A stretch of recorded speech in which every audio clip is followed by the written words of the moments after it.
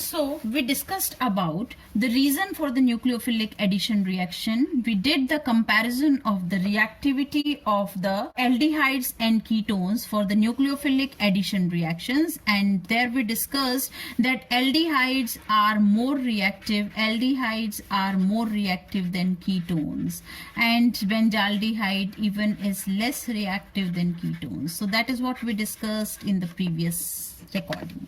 Now we are starting with that another thing which we discussed about, that is presence of a weakly acidic medium generally increase the tendency for the nucleophilic addition reaction, or you can say reactivity towards nucleophilic addition reaction.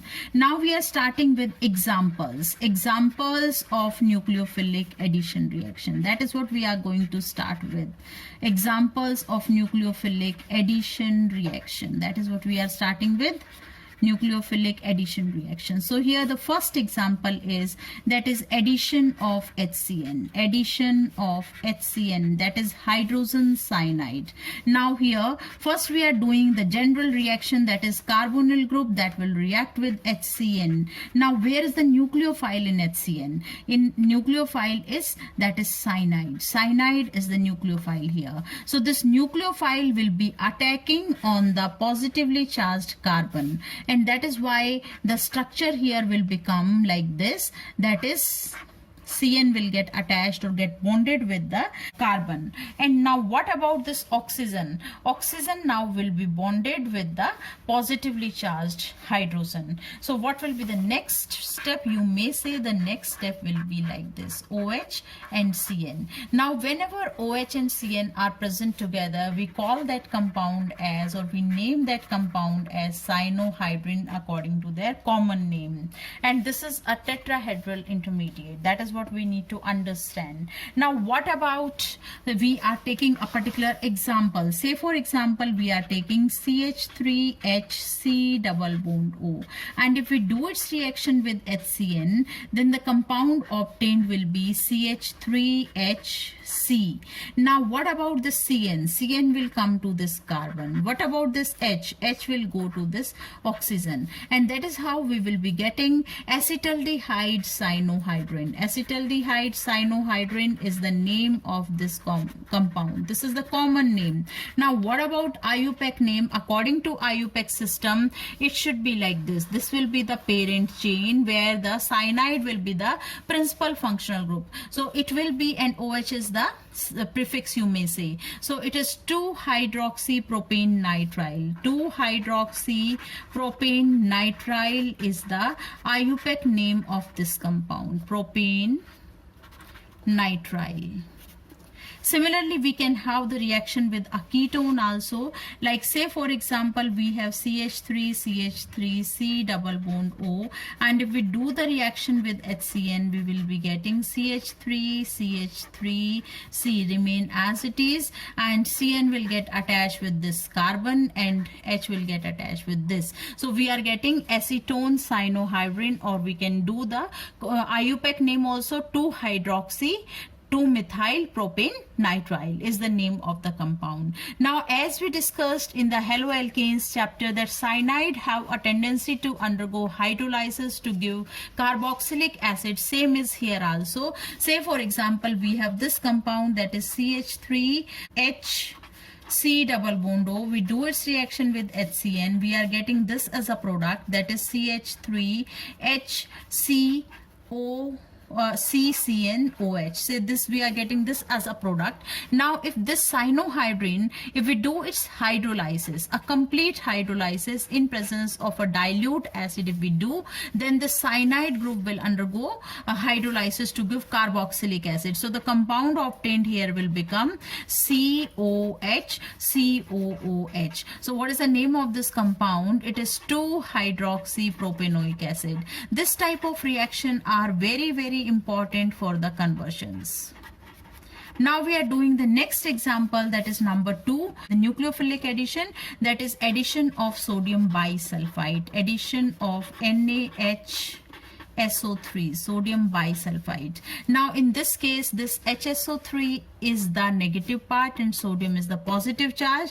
So what will be the, or how the reaction will take place? It will be NaHSO3 will be giving us C. Now this negative part will come and get attached with the positively charged carbon. So that is how it will be OSO2H, HSO3, and here it will be O with a negative charge. In the next step, this positively charged sodium will get attached with it, or you may say, you may show it here itself. Now it will undergo rearrangement reaction, or it will undergo proton transfer. We will be getting it like OH here and SO3 Na here. So this is called as sodium bisulfite addition product. Sodium bisulfite addition product, we generally give white precipitate, and this is one of the distinguishing tests for aldehydes and ketones.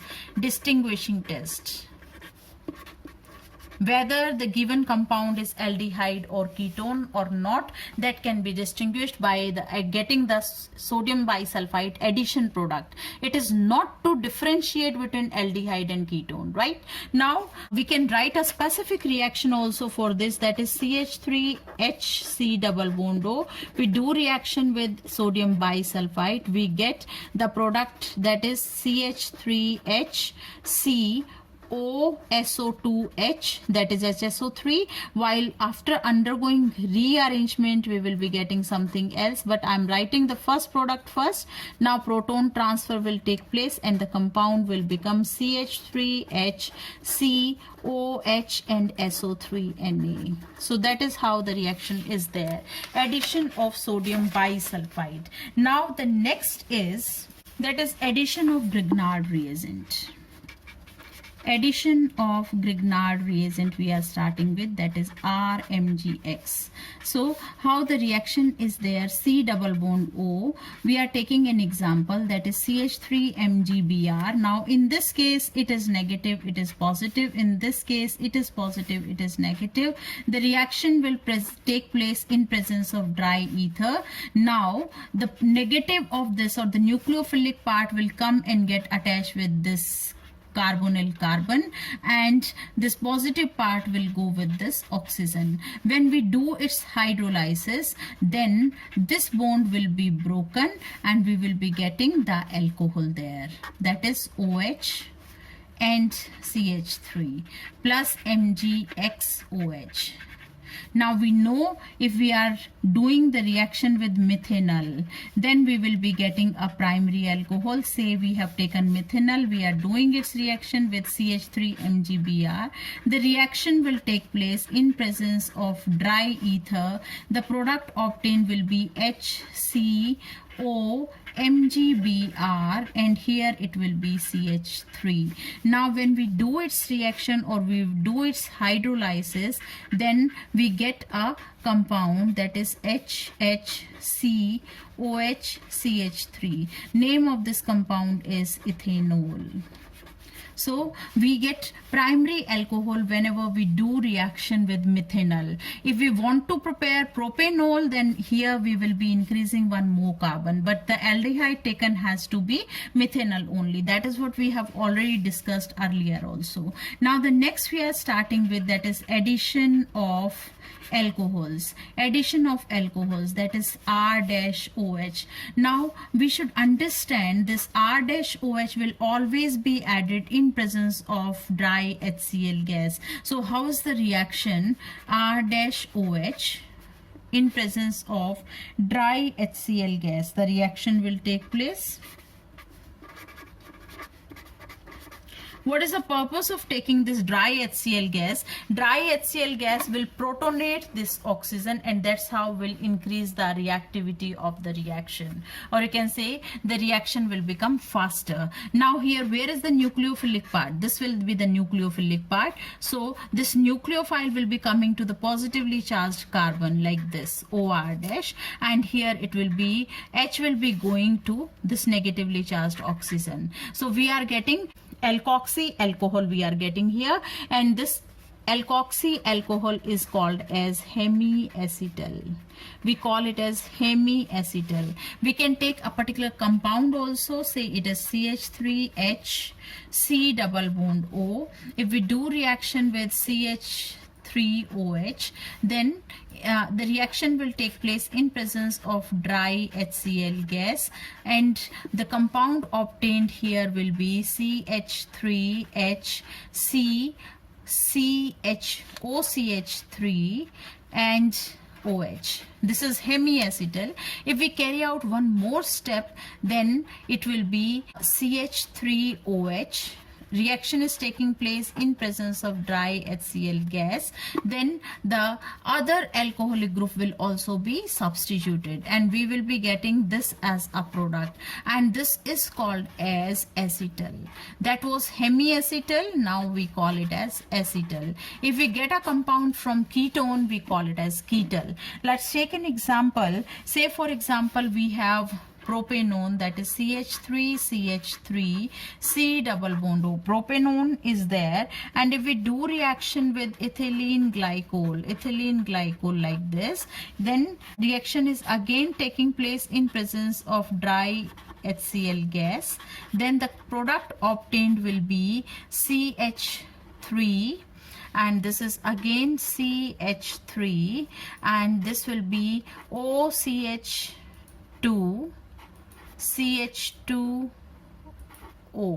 So we will be getting a cyclic compound, and we call it as ethylene glycol ketal. Ethylene glycol ketal. So this is the name of the compound. If the same compound we would have got from an aldehyde, like here the reactant taken is aldehyde, then the product obtained will be called as ethylene glycol acetal. So that is how we can name the compound. Now the next example is addition of ammonia derivatives. Addition of ammonia derivatives. Ammonia derivatives, we should understand ammonia derivatives. What are they? Ammonia is NH3. Now if one of the hydrogen is being substituted by any group, that is Z, then we say it as ammonia derivative. So we can have various derivatives. First of all, we need to have a list of those derivatives, like it may be the Z may be OH, and if it is so, we name the compound as hydroxylamine. This is hydroxylamine. This derivative is called as hydroxylamine, and the product obtained here will be named as oxime. Say if this is Z is NH2, then we name it as hydrazine, and the product obtained here will be called as hydrazone. Now if say for example in place of this NH2, one of the hydrogen of this NH2 is also being substituted by the phenyl group. The name of the compound becomes phenylhydrazine. So it is phenylhydrazine, and we name the product as phenylhydrazone. Phenylhydrazone is the name of the product. Now what if this benzene ring is occupied by the nitro group also at 2 and 4 positions? Then we will be getting, say this is second position and this is fourth position. Earlier it was phenylhydrazine, and now if nitro groups are also present, so the name of the compound will be changed as 2,4-dinitrophenylhydrazine will become the compound, and accordingly the name of the product will be 2,4-dinitrophenylhydrazone. 2,4-dinitrophenylhydrazine in short is also called as 2,4-DNP. Then next is we may have NH2NH. We may have NH2NH C double bond O NH2. The name of this derivative is semicarbazide, and the product obtained is called as semicarbazone. Now how the reaction takes place with the ammonia derivative? The general mechanism is this C double bond O NH2Z. Now this Z may be, as we have already observed, OH group, it may be NH2 group, it may be NHC6H5, it may be NHC6H5NO2 whole twice, it can be like this. So but whatever it is, always the reaction is like this, that H2 from here, O from here, water will be given out. So this is not the mechanism of the reaction. The mechanism is different. It starts with protonation. So that is another story, we don't have in syllabus. So I'm not talking about that. I'm just talking about how will you write the reaction. There you have to show that water will be given out and the remaining compound or the product obtained will be O is gone from here, H2 is going from here. So we are getting C double bond O N Z. So that's how we will be getting the product on reaction with any of the ammonia derivatives. Now let's do it with examples. We are starting with the example. Say for example, we have CH3 HC double bond O. Say it is ethanol.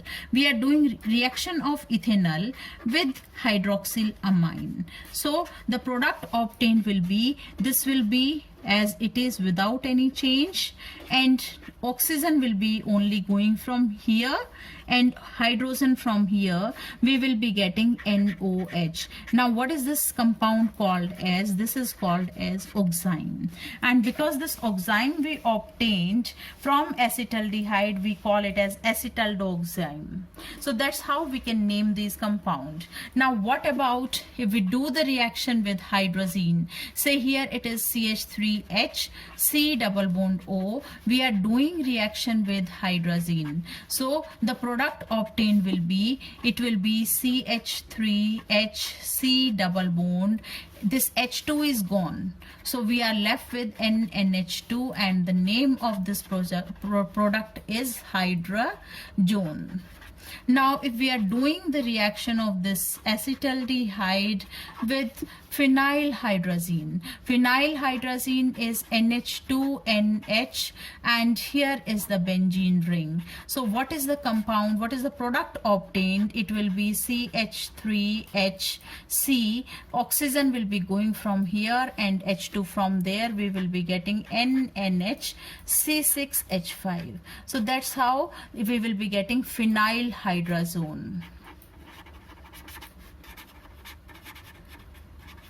Now say if we do the reaction with 2,4-DNP, then what will be the product? It will be 2,4-dinitrophenylhydrazone. How the reaction will be? H2 here, NNH, and here is the benzene ring, and in the benzene ring at number 2 we have nitro, at number 4 also we have nitro group. So the compound obtained here will be CH3HC double bond NNH2,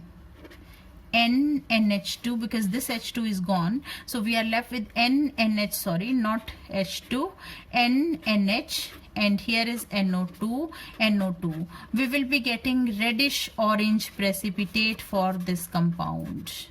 Reddish orange precipitate, and this appearance of reddish orange precipitate is the identification for the presence of aldehydes and ketones, right? So this is a distinguishing test. The next we are starting with distinguishing test. The next we are starting with, that is reaction with semicarbazide. Now what about with semicarbazide? Say for example we have C double bond O.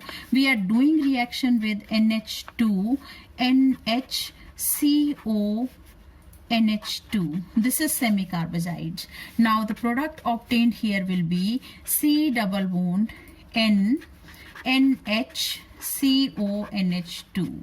So this is semicarbazone.